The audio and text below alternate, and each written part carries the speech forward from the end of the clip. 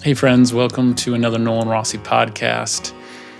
Today I'm talking with Natalie Katz from Feeding Your Soul Nutrition.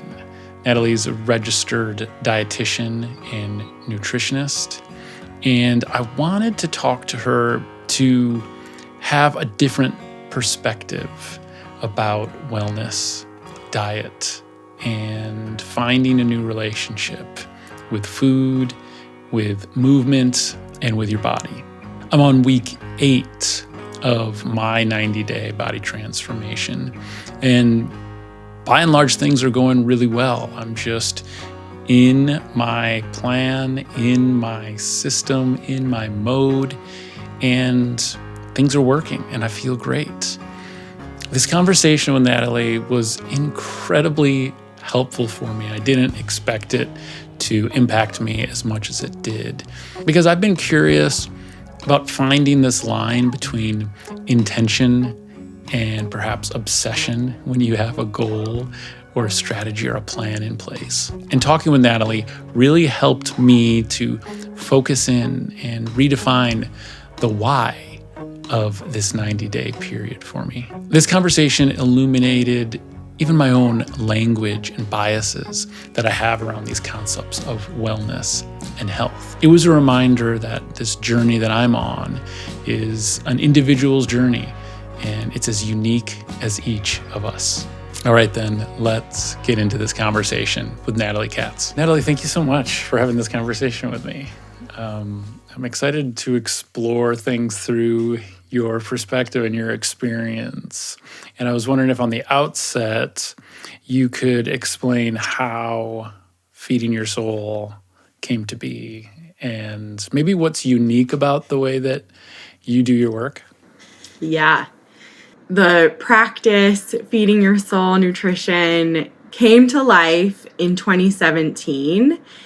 And the work we do at the practice was really influenced by, I would say, a combination of personal experience, both from myself, my community, loved ones, people that I was starting to talk to and work with, and hear stories about people's relationships with food, with their bodies, with movement, how all of that was intersecting with their relationship with health and just, all the different pieces of their life and so many different intersections where people's relationship with food was, kind of interfering with other aspects of their life.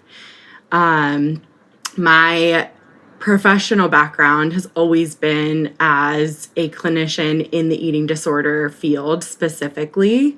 So I got to really learn about people's experience with food and health and body image through a unique, different lens than kind of how food and body talk is normalized in our culture. And once I entered that field, it was sort of like once I started to see it and hear it, I couldn't unsee it and unhear it. I started to really see things through a different lens and in a different way, and had always kind of felt like on a large scale, people struggle with their relationship with food in some way, shape, or form. And I would always sort of think about, why do those struggles exist and where do they come from? And why do so many people kind of share similar struggles with this thing? And through my work in the eating disorder field, through kind of becoming a registered dietitian, and now having been a dietitian for 10 years and in this field for 20 years or so, I have stayed, I have learned, my mind has been expanded in so many ways, and why I stay and have stayed, I think, is just because of the healing that I see happening and the shifting that I see happening, the domino effect that happens in people's lives with people's mental, physical, emotional, social health when their relationship with themselves and with their own bodies and with their own unique relationship with food starts to become more supportive. It's really an amazing kind of domino effect that can happen. And I'll keep it at that for now to sum it up of sort of how we got to where we are today. That's beautiful. Could you help me define some terms and maybe clear things up for the listeners? I'd like to start first off. What is the difference between a dietitian and perhaps like a nutritionist? That is a great and important question. So technically, our title contains both of those terms, registered dietitian, nutritionist. I forget what year it switched over, but at one point we were just registered dietitian, RD, and then they added the N on. I think because there was a lot of confusion, and there remains to be a lot of confusion around the differences between a dietitian and a nutritionist. So the way that I like to describe it is anybody off the street can call themselves a nutritionist. So there's no kind of requirements education-wise. There's no requirements like certification-wise. There's no kind of governing like body or organization that's managing licensure or anything like that. So I sort of describe it as like what a coach might be to a therapist, where there's the difference in, the education, the internship. So to become a registered dietitian, it sort of starts with your undergrad. You have to complete an accredited program, bachelor's degree in nutrition or a similar field.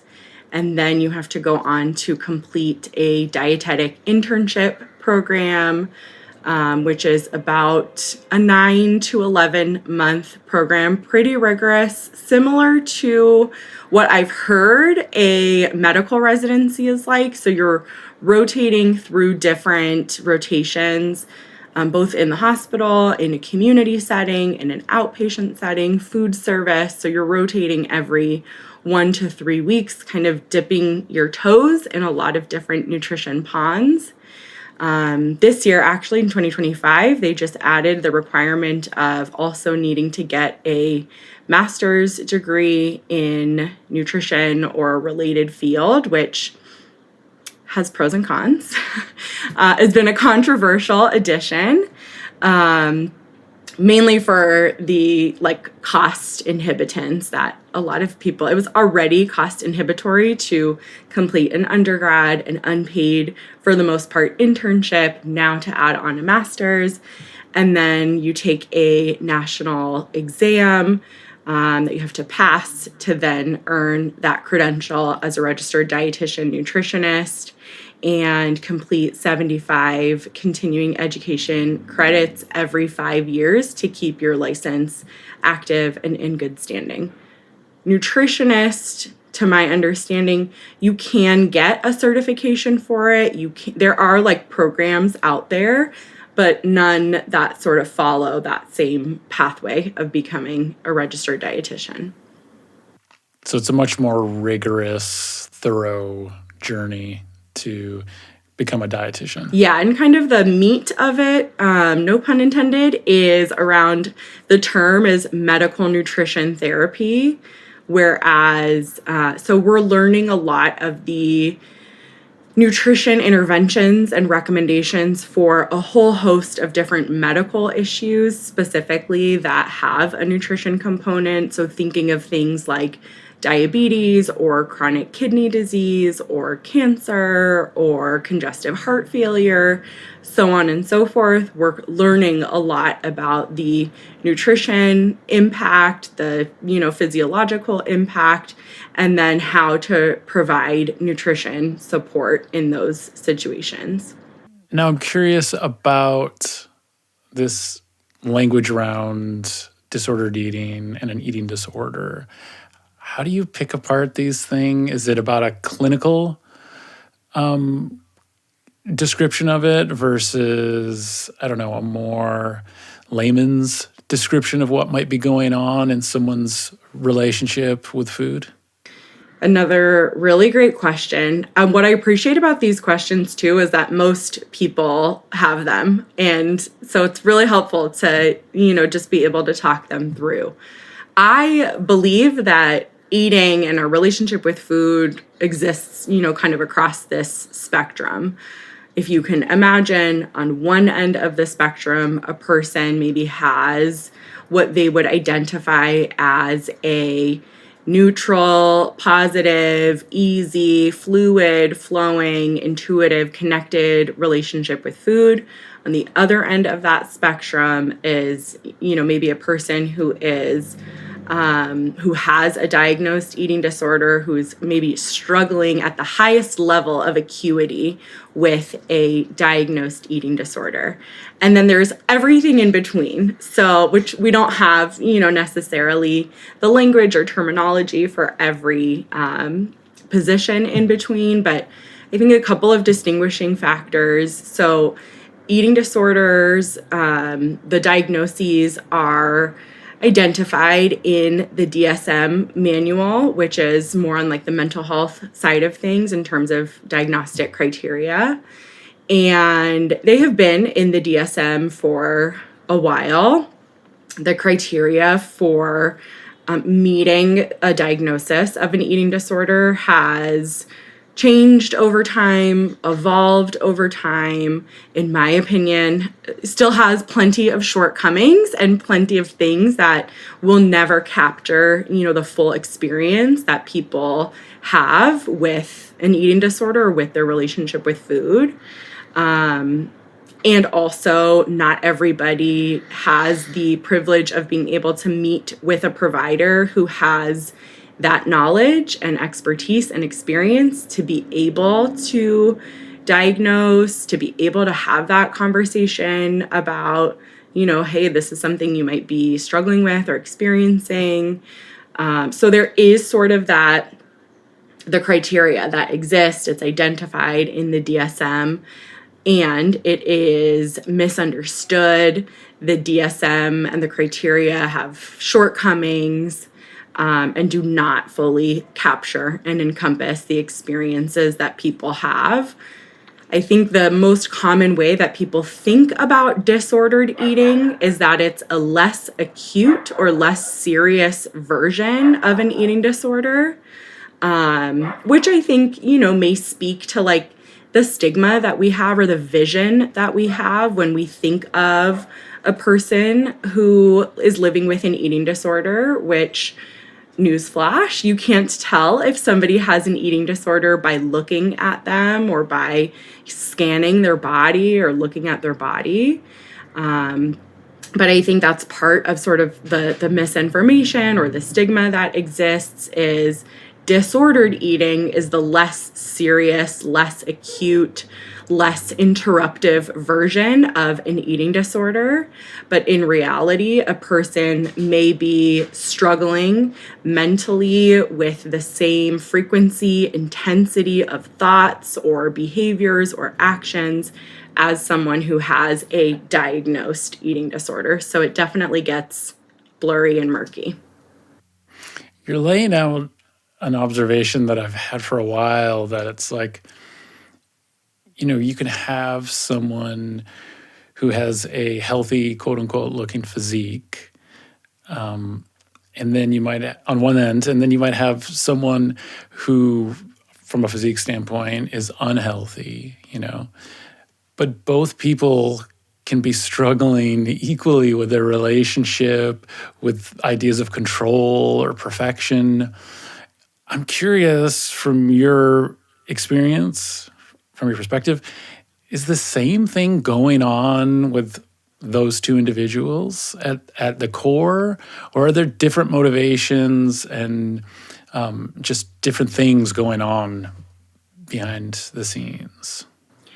I would say a combination of both. There's probably some similarities and there's probably some differences. Given that, the human experience is complex and unique, so what one individual might be dealing with or what they may have dealt with in their life is likely to be, different between person A and person B. But I think you make a really good point, and one of the kind of common threads that we see with people who are sort of sharing some similar struggles, but maybe, in different body shapes and sizes, the sort of common thread is what you were speaking to, is this assumption that a person's health is in a certain place or condition based off of how they look, based off of their body shape and size, that if you are in a bigger body, you must have a certain relationship with food or eat in a certain way or move or not move in a certain way. If you're in a thin or small or straight-sized body, you must eat in a certain way, move in a certain way, right? So we've sort of learned to have these assumptions and connections about how people engage with food, with, health or health behaviors, with movement, based off of the body shape and size that they're in, when in reality, our body shape and size is very complex and complicated and something that is determined by over 100 different factors. So that plays a huge role, is sort of society's messaging and how we've learned that our, body shape and size is less complicated than it really is and boils down to just, food and exercise, diet and exercise, when in reality, there's so much more to the puzzle. One of the things that I think about, because in these past few years, I've really been sitting and observing and considering how my own upbringing and my family and friend culture informed my relationship with food. And in my case, I've got this really interesting kind of split personality, in the sense that on one side of my family, my dad was born in Italy, and his family came over and brought this beautiful, like, Mediterranean, we cook everything, we make everything. There's like this real love and passion for food that equipped me, that gave me this love and appreciation for not only cultures, but for, real whole foods. And I really appreciate that. The flip side to it, there was also such a sense of overconsumption and celebration. There was this phrase that my nonno, my Italian grandfather, would say, particularly at large gatherings around the holidays, where he would say, mangia fatto grosso, which was eat and get fat. And it was like this sort of like celebratory, let's take advantage of today and enjoy today. A beautiful sentiment, but also, if you live in that every single day in your relationship with food, then I realized at different periods of my life, I was just looking at food as entertainment or even a coping mechanism. It was my emotional support. So these things are so deep, like they're beyond just nutrition and movement. It's connecting you with people and feelings and emotions. And I can only imagine in your work how vast the stories and the experiences are coming. How do we bring awareness, or do we talk about things when we're coming to food with so much history? I always love to remind people that, as with most things, our relationship with food does not exist in a vacuum. It is not just about nutrients and energy. That is absolutely a part of it. And also, you talk to any person and they're going to also share their memories about food and family, food and culture, food and religion, food and social gatherings, food and trauma coping and emotion coping, and the list goes on and on and on, right? So I think understanding it from that lens, that food intersects at almost every other point in our lives and our experiences as, people. And then we think about, how do we want to engage in that relationship? How are we learning to engage in that relationship from all of these external sources from a young age? And how might we want to internalize or adjust and pivot some of those messages? And I think a lot gets, one of the biggest things that I see is people become disconnected from themselves, from their bodies, from their sense of self-trust. There are so many interfering points throughout a person's life. And then people end up in this place where they're just confused. They don't know who or where to take direction from. They don't feel like they can trust their own body or their own cues. And so naturally, we're kind of, seeking answers to some of those questions or seeking guidance somewhere. In my utopia, people would be able to seek out and have access to guidance from a supportive registered dietitian, somebody who could really collaborate with them from a non-judgmental, curious, open space, to be able to work with somebody individually on how they want to engage in this relationship with food, which is very individualized, person to person, but that is not really the system that we're working within. So I think people are sort of grasping whatever information they can get their hands on, and kind of hoping that something will stick, and it gets complicated. And what I see a lot of is just the reliance on the external noise, information, messaging about food and nutrition, rather than that internal or place of, self-trust or self-connection. And with the existence of, it's been really interesting to see how social media has changed also and impacted who is out there talking about food these days, and who can we trust, and how can we be, critically absorbing this content and this information. And I think a lot of people feel tethered to this relationship between like food and their bodies, and how society overall views bodies in different ways based off of different, sizing and shaping. And so it becomes a very complicated relationship for people to sort of figure out how to engage with food in a way that is supportive, that feels good for you, that allows you to have, those points of connection that you want, that also supports your health and supports your body to be nourished in the way that you want it to be, that you need it to be. Answering all of those questions becomes challenging and difficult for people when there's so much noise, conflicting noise out there. Yeah, what you said about looking for an external source to give us the right answer seems to be like such a big problem, or the cause of why this is such a hairball for so much of us. Because whether it's I'm going vegan, or I'm going carnivore, or I'm going to eat just what the current science says, or I'm going to eat what we believe evolutionary humans have eat for the longest period of time, like I'm going to go with that. Like all of it is informed with this idea that there's a right way to do it.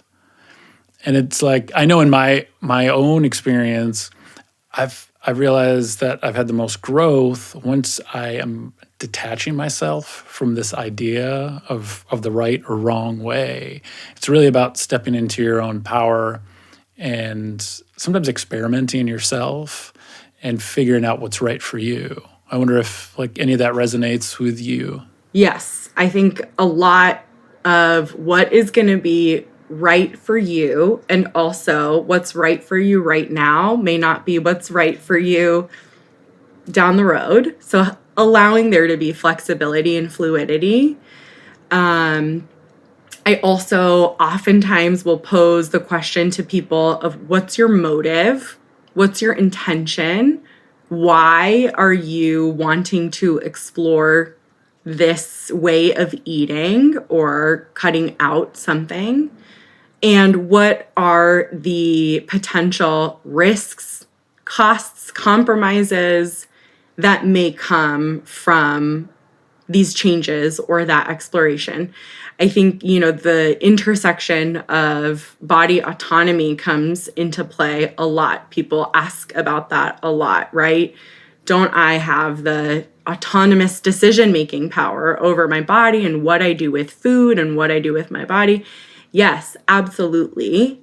And let's understand how the information that you are learning and digesting from the world around you is also influenced and, not just coming out of thin air. So can we kind of take the information that you're hearing or considering or questioning and really get to the core of understanding what your why is and where your why is coming from, and what may be some of the risks and compromises, what you're okay with. Those are all things that are going to differ person to person, right? One person is going to say, I'm good with all of that. I'm good with whatever the risks are. Another person is going to say, I don't know. I don't feel so good about that. One person may be super laser focused on their physical health being the most important part of their overall picture of health. Another person may feel like it's more important to prioritize their mental health. And how is all of that going to play into these relationships?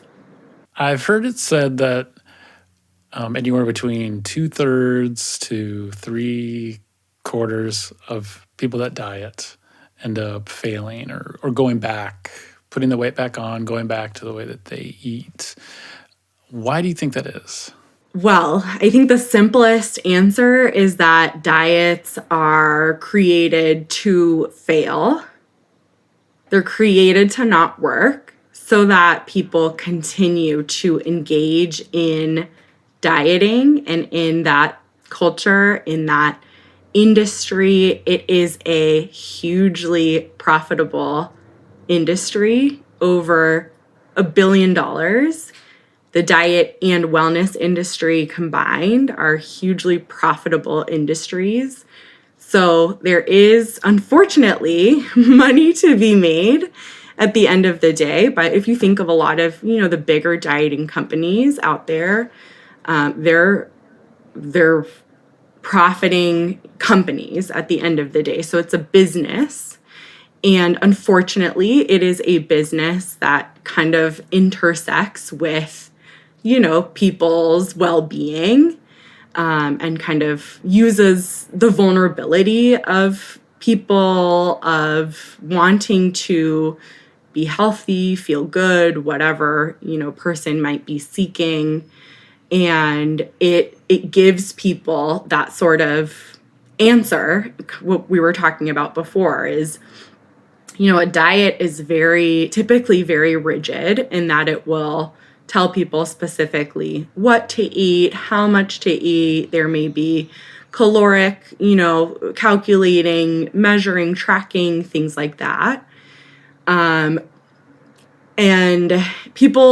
humans like that. We like having sort of that structure, that guidance, give me the thing to follow and I'll follow it. And most people will say, I was able to follow it for X amount of time. And then whatever happened. Whatever interrupted it. There is, I think it's important to note also the physiological piece that's at play with diets, where typically, I don't know that there's any diet that exists that is not inherently calorically or energetically and nutritionally restrictive, meaning a diet is meant to undernourish a person, right? And kind of shortchange somebody on the calories or energy and nutrition that their body is receiving. So biologically, physiologically, our bodies can only tolerate receiving an under supportive amount of food and energy before our biology takes over. Our body's number one goal is to keep us alive. And if our main source of energy through food is being compromised, our bodies are going to outsmart whatever diet we may be on or doing or experimenting with 9 out of 10 times at minimum, I would say.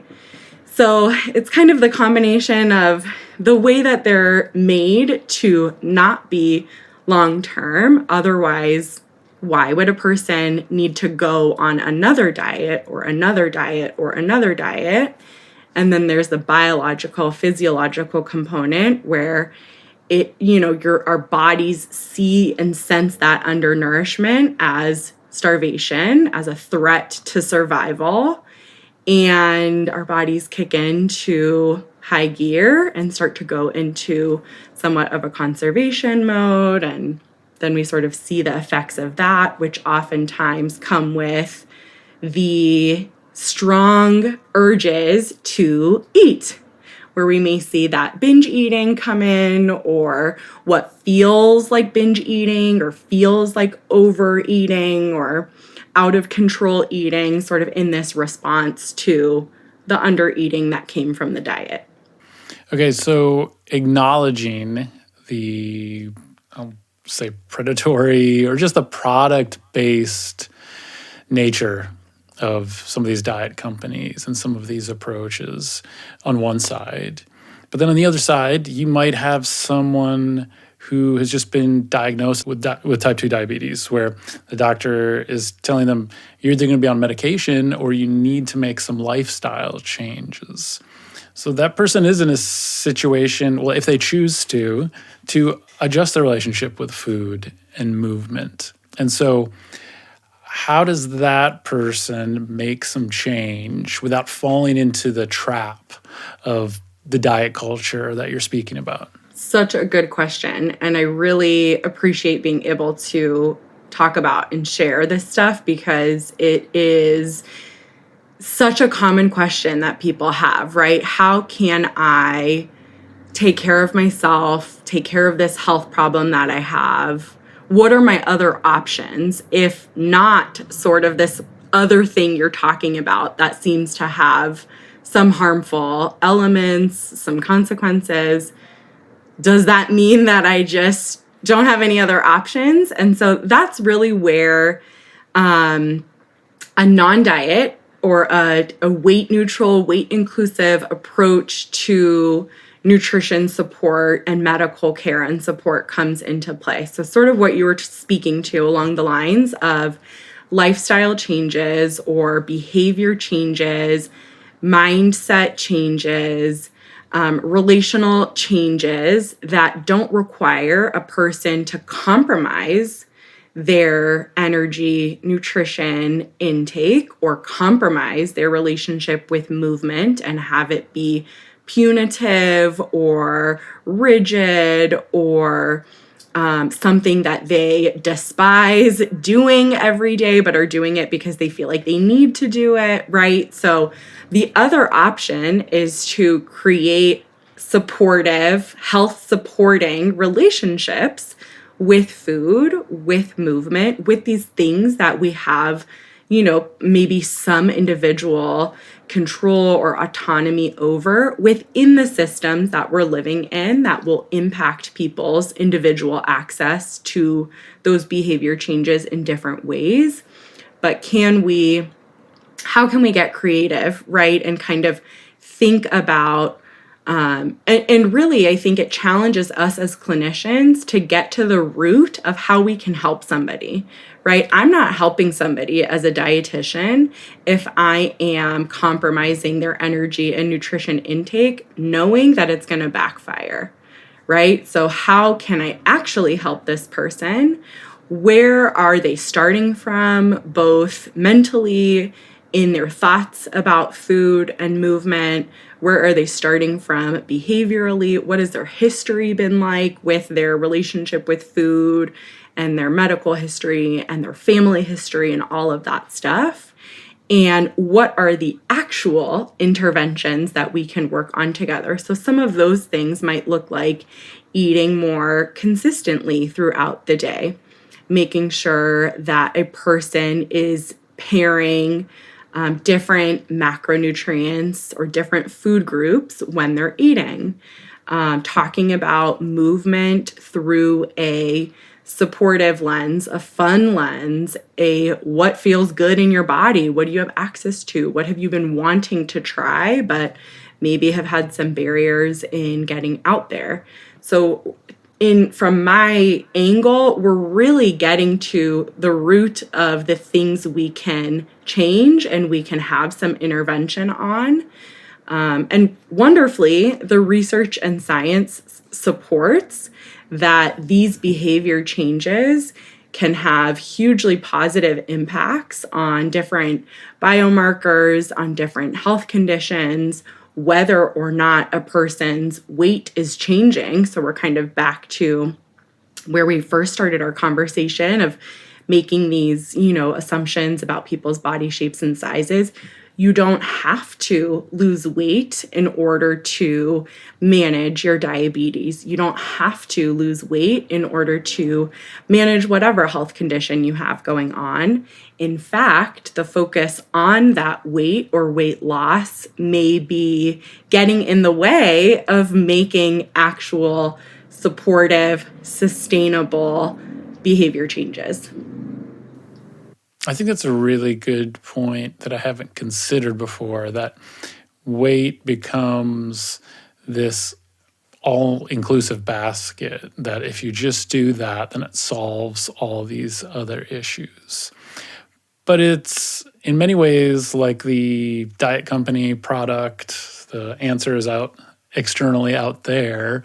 It's the same sort of distraction, because if an individual just says, well, I just need to lose weight to get healthy, those are really broad terms to use when there needs to be a conversation that has nuance and curiosity, and it will ultimately take some time to look inside yourself and to consider what needs to change.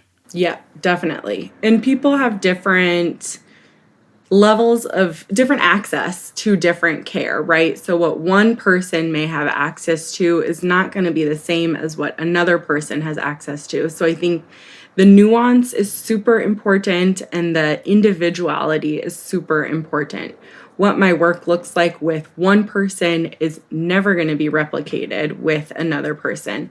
Yes, there may be commonalities, similarities, but really, we have to be approaching people's relationship to health and all of the health components through an individualized lens.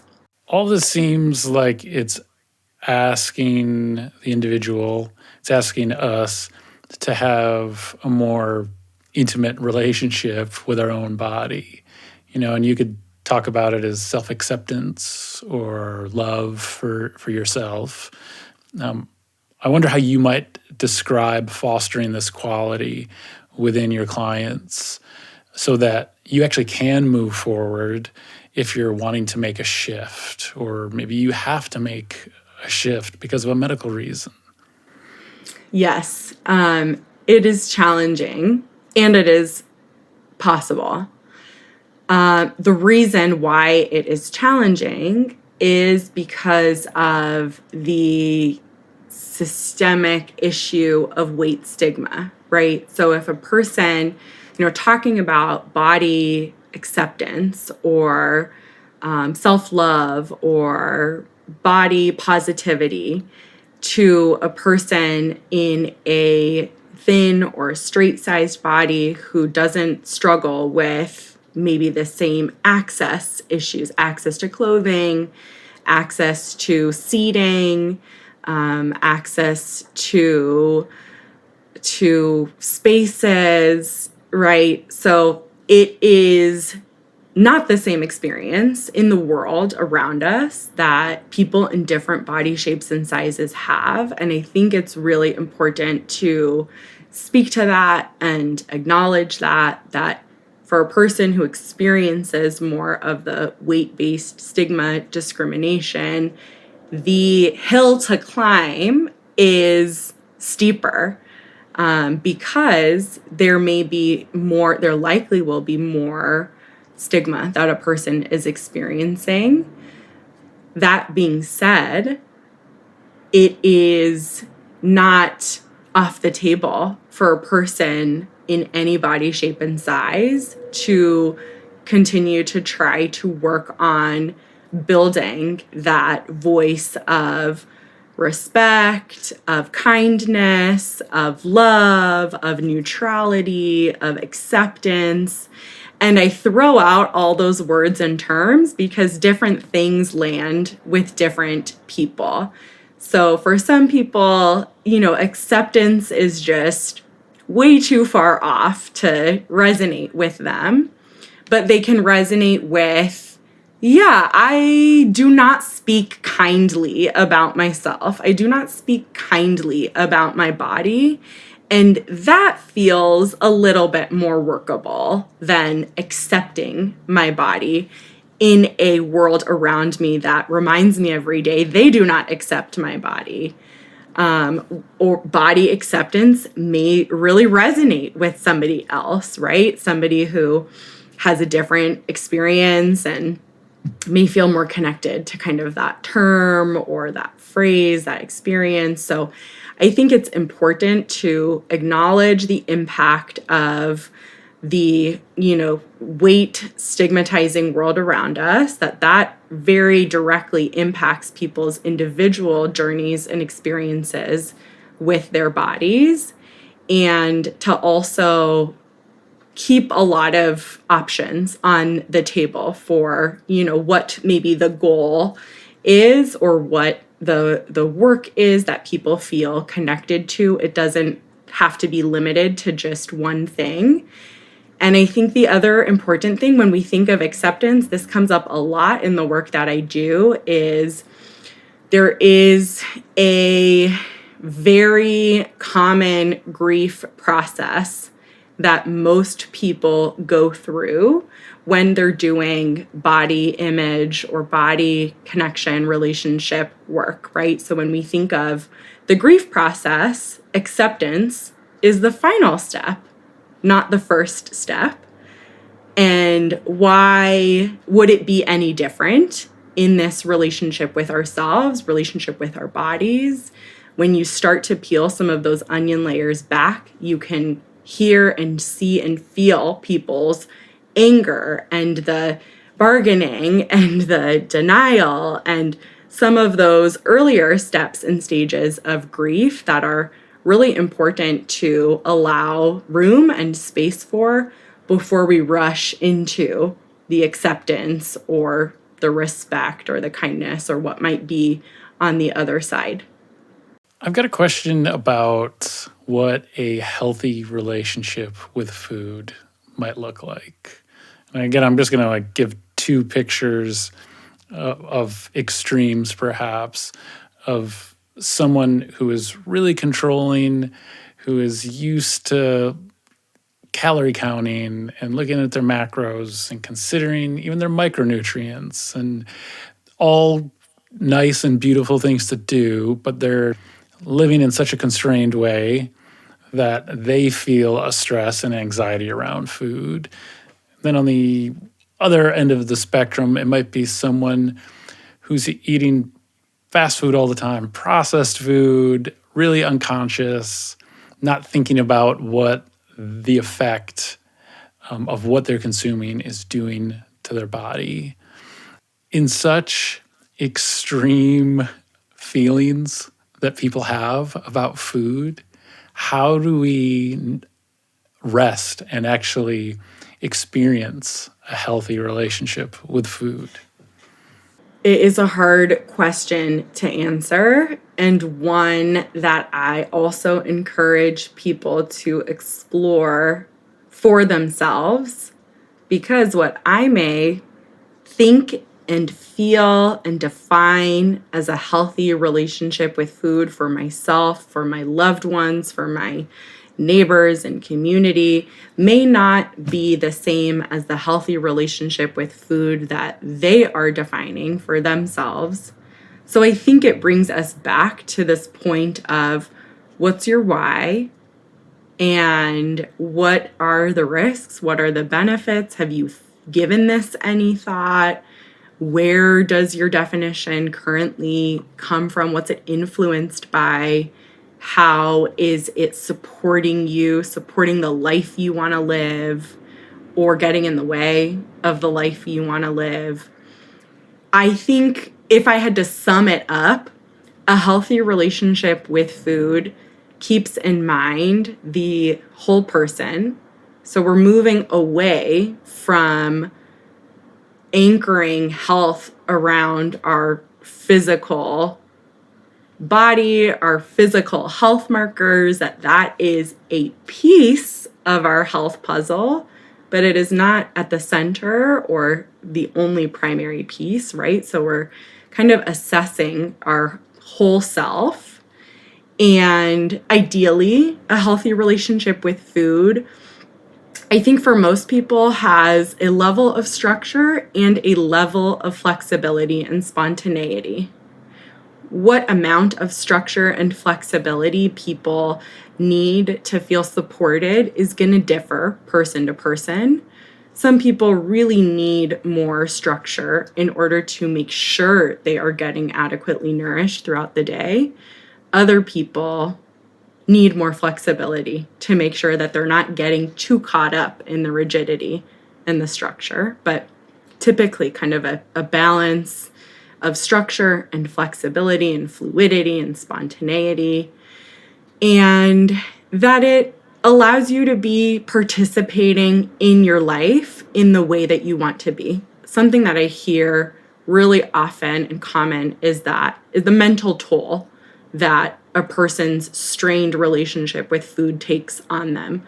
People will share, I'm thinking about food or food-related thoughts 24/7. From the time I wake up to the time I go to bed, I'm thinking about what I'm going to eat, when I'm going to eat, how much I'm going to eat, what I should be eating. I have this food friend gathering later in the day. How is that going to be, right? So the thoughts are just kind of constant. And have you reflected on how those constant thoughts might be interfering with your brain, with the rest of what's going on with you in your life throughout the day?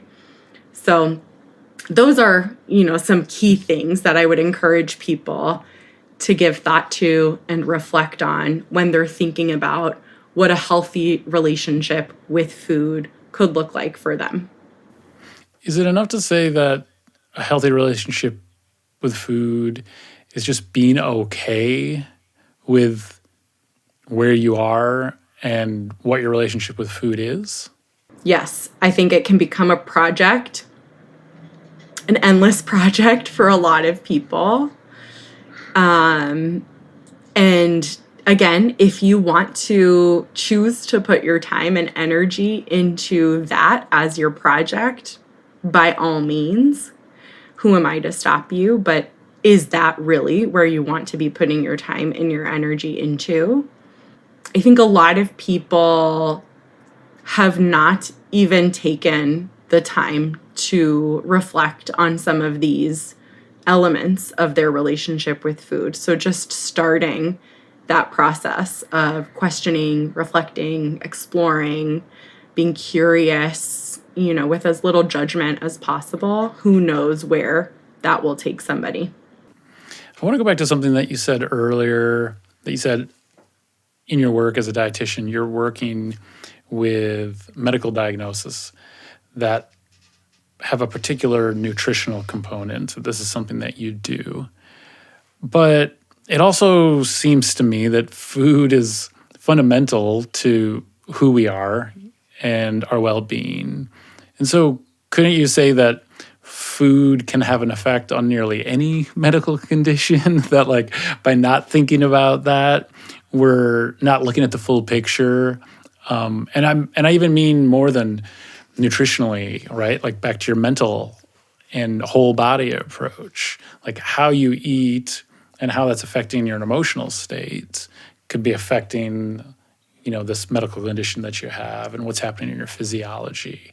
So how do you think about that if there's this industry that's only saying that your relationship with food matters with these diagnoses, but not with these? Do you agree with that? Do you have a different approach or mindset about that? Yeah, I would love for nutrition to be as integral to our healthcare system as anything else. And I think we're not quite there yet. And people receive nutrition care when it is needed or when it seems to be needed. But I think, to your point, there are a lot of people who are missing out on receiving support with this nutrition relationship with food and body piece of the puzzle. And it's a little bit incomplete with the care that they're getting.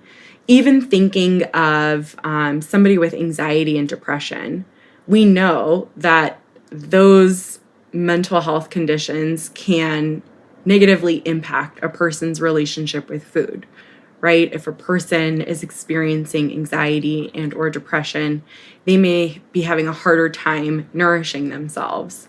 They may be having a harder time with grocery shopping, with preparing food, with even leaving their house. And yet, oftentimes, there isn't a dietitian being brought in to that person's care team.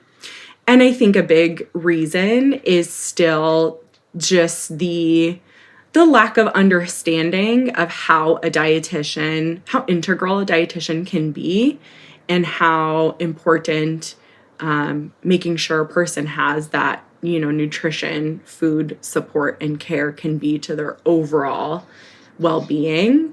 So yes, I would love to see a little bit more normalization and inclusion of dietitians in this sort of idea and concept of overall healthcare. I'm curious to know what other changes you would love to see, whether it's a policy change on a government level, whether it's a societal shift in how we look at things. What do you think could make the most movement, create the most support and help for people if we could shift something in society on a really big level? There's a couple of things that come to mind. I think the first thing that comes to my mind would just be this huge paradigm shift away from weight and weight loss as the center of health and healthcare. That's the first one. That is my, wish that I will be unlikely experiencing in my lifetime, but hey, it doesn't hurt to dream and keep fighting for it. That's for sure. That's one. The other one is, I think I would love to see a huge systemic shift around food access. We do not live in a place where people have equal access to a variety of foods.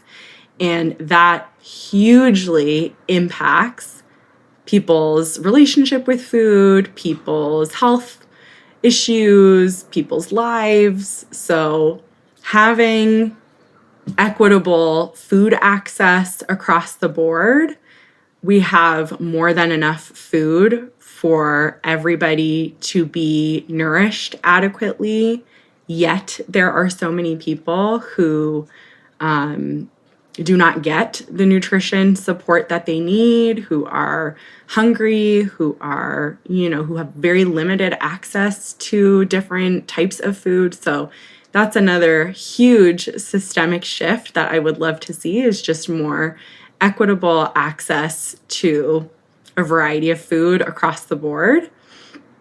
Then the third thing that I would love to see is the integration of more supportive nutrition education, whether that is in schools or for parents who are raising children.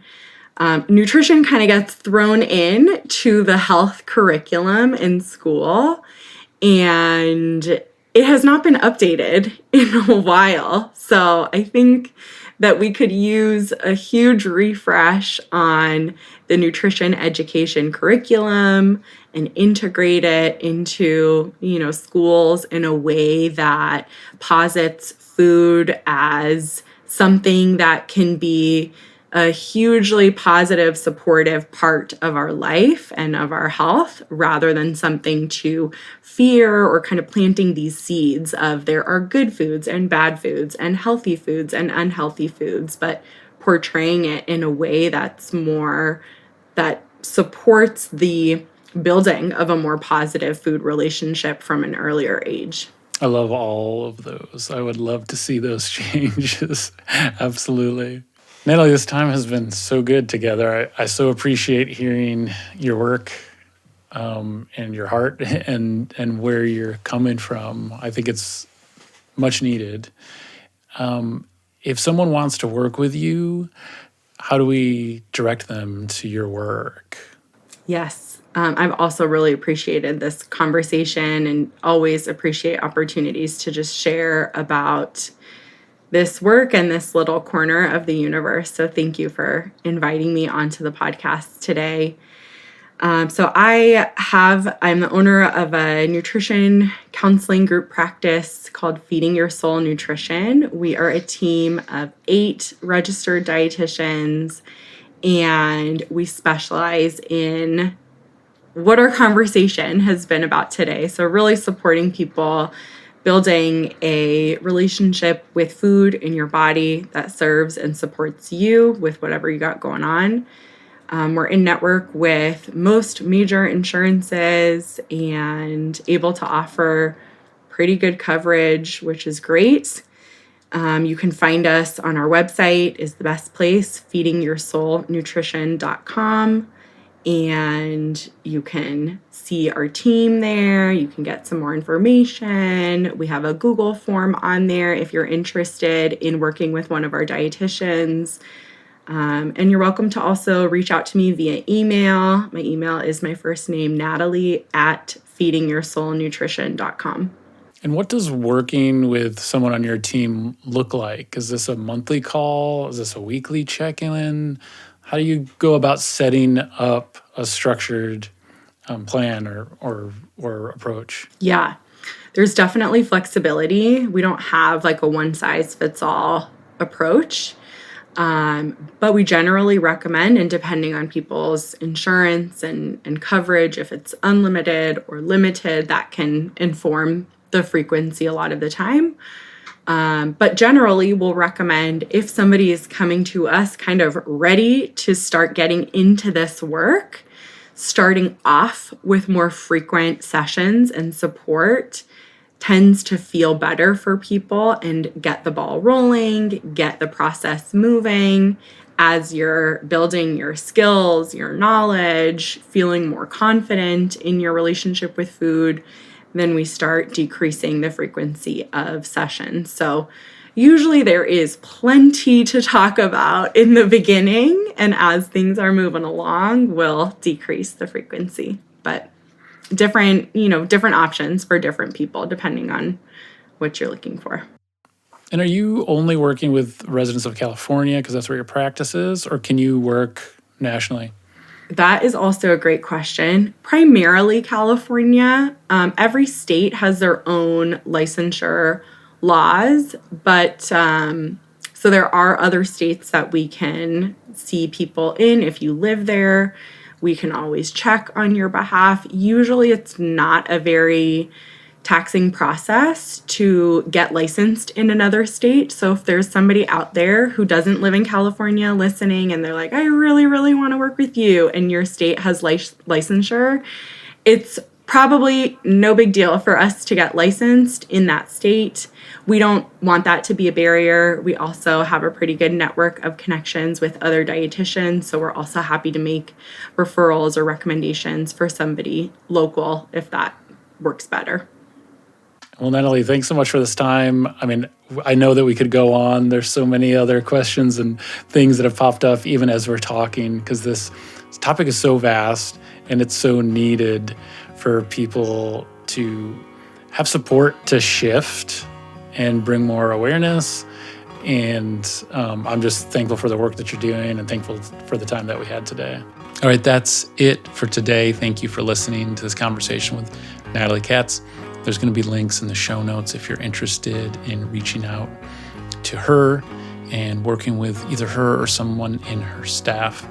Thank you again for listening. Please feel free to comment or reach out, like and subscribe, interact as much as it might be helpful for you. And until next time, be well.